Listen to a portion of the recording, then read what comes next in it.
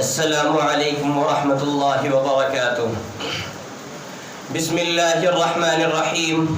الحمد للہ وکفى وسلام علی عباده الذین اصطفى، اما بعد فقد قال الله سبحانه وتعالى في كلامه المجيد والفرقان الحميد: اعوذ باللہ من الشیطان الرجیم، بسم اللہ الرحمن الرحیم۔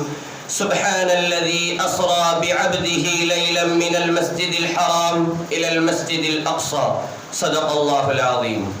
محترم حکم حضرات، اسٹیج پر بیٹھے رونق افروز علماء کرام، سامعین عظام، واجب الاحترام بزرگان اور عزیز ساتھیوں، آج عصر حاضر میں مسلمان ظالموں کے ظلم سے دوچار ہے۔ ان پر ظلم و ستم کے پہاڑ توڑے جا رہے ہیں، انہیں بے گھر کیا جا رہا ہے، ان کی عزتوں کو لوٹا جا رہا ہے، چہار دانگ عالم سے ان پر پریشانیاں حاوی ہے۔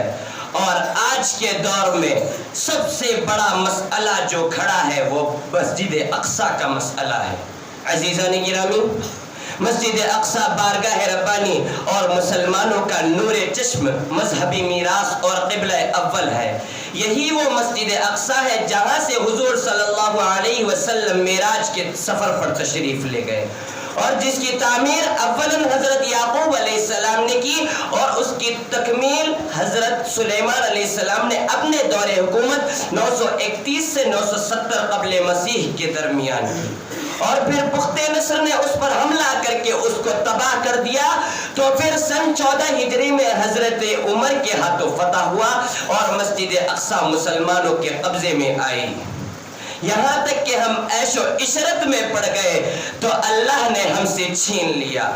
پھر ایک ایوبی آئے، ہاں، سلطان صلاح الدین ایوبی، ارض مقدس پر عیسائیوں کا تسلط دیکھ کر بے چین ہو گئے اور کہہ اٹھے کہ اے بیت المقدس، اے مسلمانوں کے قبلہ اول، تیری گودی سجدہ مسلمانی سے خالی ہے، تو ویران پڑی ہوئی ہے، تو ہمارا انتظار کر رہی ہے۔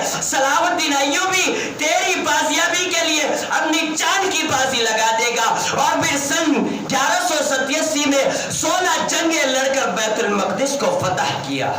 اس کے بعد 200 سے 300 سال تو ہمارے ہی ہاتھوں میں رہا، لیکن پھر چلا گیا۔ اس وقت جو گیا ابھی تک نہیں آیا، ابھی تک رو رہا ہے قبلہ اول۔ اب نوبت تو یہاں تک آ چکی ہے کہ امریکی صدر ٹرمپ نے بیت المقدس کو ہی اسرائیل کا دارالحکومت قرار دینے کی ناپاک سازش 2017 میں کر ڈالی، اور اکتوبر 2023 سے اب تک مسلسل مسجد اقصیٰ اور فلسطین پر بمباری کا سلسلہ جاری ہے۔ آج کیا ہے، نہ بچہ دیکھتے ہیں نہ عورت، بم برسا دیتے ہیں، علاقے صفا چٹ کر دیتے ہیں۔ کئی ماں اور بہنوں کے سہاگ اجڑ گئے، کئی نونہال بچے خون میں تربتر، تکلیف میں سسکتے، بلکتے، تڑپتے اس دنیا سے اٹھ گئے۔ چھوٹے چھوٹے بچے جام شہادت نوش کر گئے۔ زندگی گزارنے والوں نے گھاس پھوس پر اپنی زندگی گزاری، اور ہماری حالت کیا ہے؟ ہم اور پوری امت ایک اور صلاح الدین کا انتظار کر رہی ہے۔ ارے کہاں سے آئے گا صلاح الدین ایوبی جبکہ قوم بدکاریوں میں ملوث ہے؟ کہاں سے آئے گا صلاح الدین ایوبی جبکہ ہم گناہوں کے دلدل میں ڈوبے ہوئے ہیں؟ کہاں سے آئے گا صلاح الدین ایوبی جبکہ بھائی بھائی میں انتشار و اختلاف کی آگ بھڑک رہی ہے؟ ایک نہیں کہیں صلاح الدین پیدا ہو سکتے ہیں، لیکن کب؟